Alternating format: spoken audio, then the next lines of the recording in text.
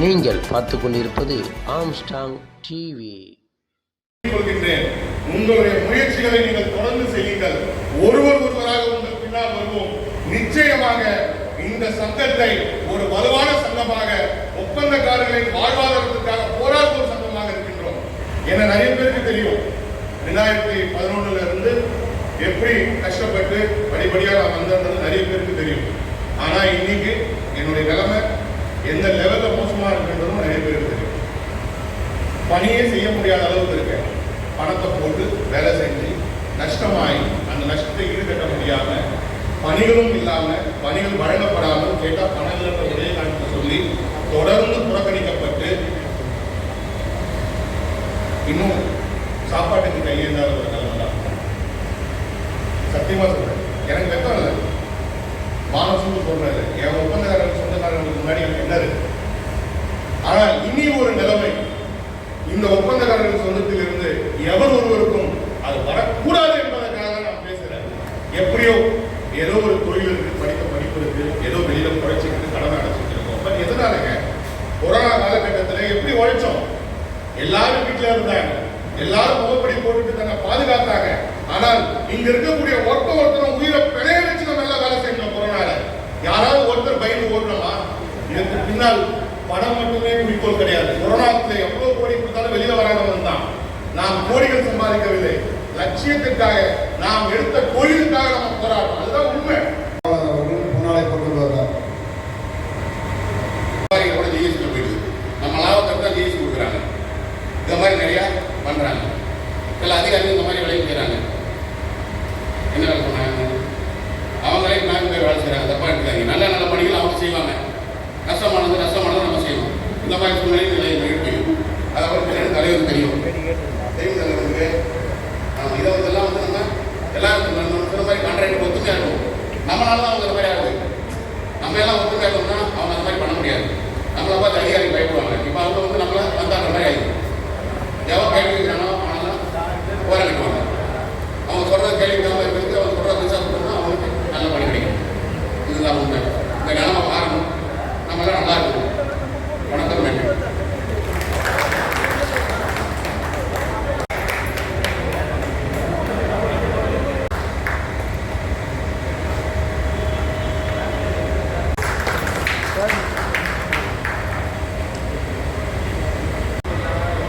உயிரை கையில் நம்ம உயிரை மதிக்கல.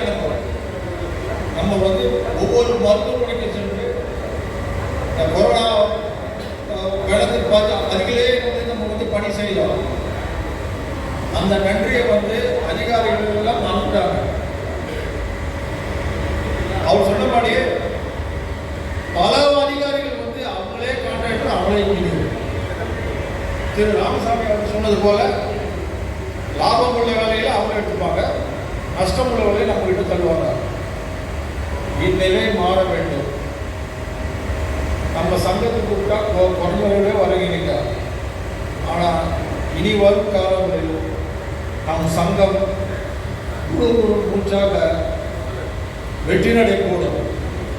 நாங்கள் சில தீர்மானங்களை நிறைவேற்றியுள்ளோம். அந்த தீர்மானங்கள் மீனாமை பெயரும் வேலை செய்து நன்றாக வாழ்கிறார்கள். நம் அனைத்து ஒப்பந்தக்காரர்களும் கடலில் தான் வாழ்கிறோம். யாரும் வந்து வெளியில் நினைக்காதீங்க. எல்லாம் அவங்க பின்னாடி அவங்க டெப்ஸ் இருக்கு. எல்லாம் மறைச்சி வந்து இங்கே நிற்கிறோம். இனி வரும் காலங்களில் இந்த மாதிரி ஒரு நடக்கவே கூடாது. இனி பல தீர்மானங்கள் நிறைவேற்றியுள்ளோம். இனி வரும் காலங்களில் நம் சங்கத்துக்கு ஒரு உறுதுணையாக போராடுவோம் என்பதை நான் உங்களுக்கு பதிவு செய்கிறேன். உறுதுணையாக போராடுவோம், சும்மாதான் விட மாட்டோம். எங்களுக்கு அது யாராக இருந்தாலும் சரி. இப்போ தீர்மானங்கள் படிக்கிற பொதுக்குழுக்கு நிறைவேற்றப்பட்ட தீர்மானங்கள். நம்பர் 1, பொதுப்பணித்துறையில் பதவி ஓய்வு பெறும் தலைமை பொறியாளர் திரு திரு ராஜசேகரன் அவர்கள் 30/6/2021 பணி ஓய்வு பெறுகிறார். அவருக்கு சிறப்பு அந்தஸ்து அதிகாரி பதவி வரவே கூடாது என்று நம் சங்கம் ஒருமனதாக தீர்மானம் நிறைவேற்றியுள்ளது. அவரால் தான் இந்த பொதுப்பணித்துறையே நம்ம ஒப்பந்தக்காரர்கள் பயங்கரமாக பாதிக்கப்பட்டுள்ளார். 2, இனிவரும் காலங்களில் ஓய்வு பெறும் உயர் அதிகாரிகளுக்கு பணி நீடிப்பு மற்றும் சிறப்பு அந்தஸ்து பதவி வழங்கக்கூடாது என்று பொதுப்பணித்துறை மற்றும் நெடுஞ்சாலைத்துறை சங்கத்தின் சார்பாக நாம் பணிவுடன் கேட்டுக்கொள்கிறோம். இதனால் பதவி உயர்வு பெறும் பொறியாளர்கள் மற்றும் புதிய பொறியாளருக்கு வாய்ப்பு மறுக்கப்படுகிறது. 2, உயர் பொறியாளர்கள் சூழ்ச்சியால் மீண்டும் பேக்கேஜ் என்று அறிமுகப்படுத்தப்படுகிறது. மாண்புமிகு தமிழக முதலமைச்சர் மற்றும் மாண்புமிகு பொதுப்பணித்துறை அமைச்சர் அவர்கள் தலையிட்டு பேக்கேஜ் என்பதை ரத்து செய்ய வேண்டும் என்று நம்ம சங்கம் கேட்டுக்கொள்கிறது. பணம் வராமல் அல்லப்படும் ஒப்பந்தக்காரர்கள் தயவு செய்து நோக்கணிக்க நம் சங்கத்திற்கு முறையாக தங்கள் லெட்டர் பேடில் மனுவாக வேலையின் பெயர், வர வேண்டிய பணம், எந்த கோட்டம் அல்லது வட்டம், எந்த டிபார்ட்மெண்ட் என்று தெளிவாக எழுதி கொடுத்தால் சங்கம் பெற்றுத்தர போராடும். கடைசி ஆயுதமாக பிரஸ் மீட் எடுத்து அரசாங்கத்தின் கவனத்திற்கு கொண்டு செல்வோம். இது முக்கியம். தயவு செய்து எல்லாரும் அவங்க வாயிலே சொல்லாதீங்க. தயவு செய்து எனக்கு இங்கே பணம் வரல, பணம் வரல, 3 வருஷம் வரல, 5 வருஷம் சொல்லாதீங்க. தயவு செய்து நீங்கள் எல்லாருமே அவங்க நடுவில் எழுதி கொடுக்கணும். நாங்கள் ரெக்கார்ட் பண்ணி அதுக்கு உண்டான உரிய நடவடிக்கை எடுக்கிறோம். இதுதான் எங்களோட முதல் அஜெண்டாவே. 4, அனைத்து மருத்துவமனைகளிலும் இன்சூரன்ஸ் பணம் மிக மிக தாமதமாக பொதுப்பணித்துறைக்கு வருவதால் ஒப்பந்தக்காரர்கள் பாதிக்கப்படுகிறார்கள்.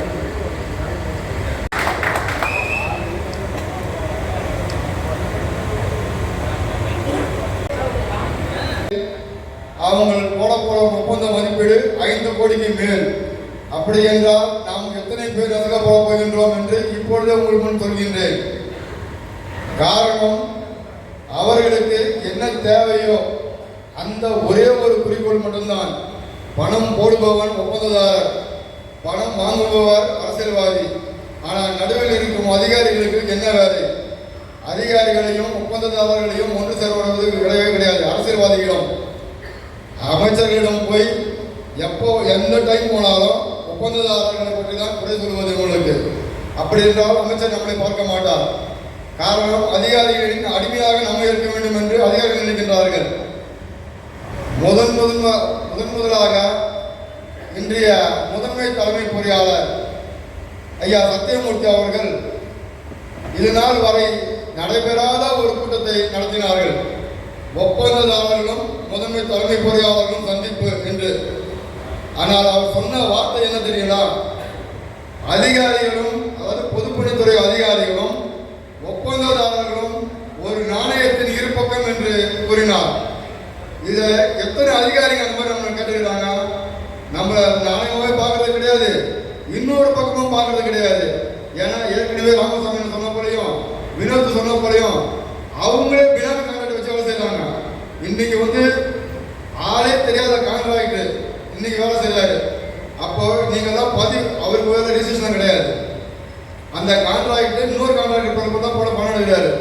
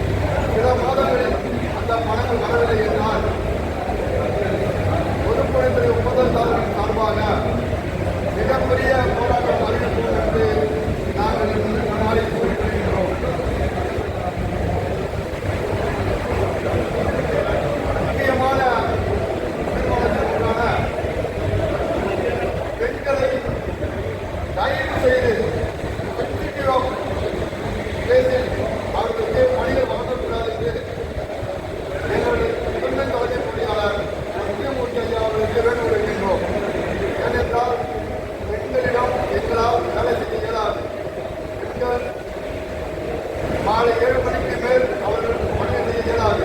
ஆனால் காரணம் என்னவென்றால் ஏதாவது கேட்டால் வருங்காலத்தில் இந்த பெண்கள் பெண்களாகிய அதிகாரிகள் எந்த வார்த்தை வேண்டாலும் சொல்லலாம். ஆகையால் அது போன்ற ஒரு நிகழ்வு நடந்துவிடக்கூடாது என்பதற்காக நாங்கள் முன்கூட்டியே இந்த சங்கத்தின் தீர்மானத்தை தீர்மானித்துள்ளோம் என்பதை தெரிவித்துக் கொள்கிறோம்.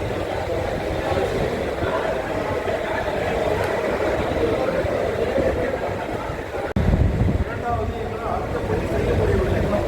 மூன்றாவது எங்கள் பணிபுரியும் கொள்கையால் நாங்கள் மாதம் வட்டி கட்டி கொண்டிருக்கிறோம். இந்த 3 வருடம் புகார் அசலே நாலாவது இந்த 3 வருடம் பெற்ற பணிபட்டாலும் அதற்கு உண்டான தீர்வு நம்ம செய்ய ஆகணும்.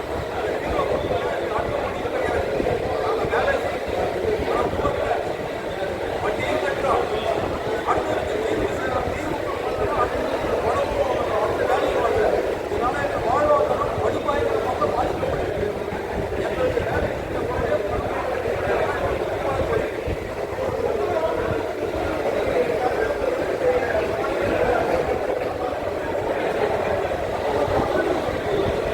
மனமே ஒதுக்கீடு செய்யாமல் எங்களை வேலை செய்ய சொன்னாங்க. மனமே ஒதுக்கீடு செய்யாமல்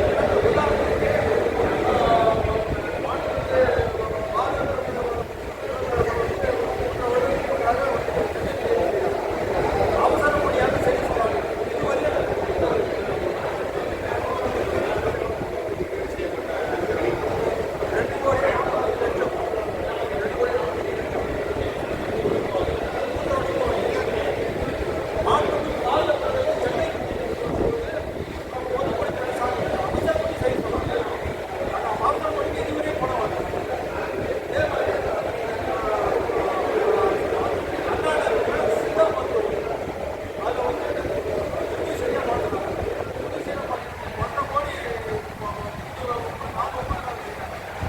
அது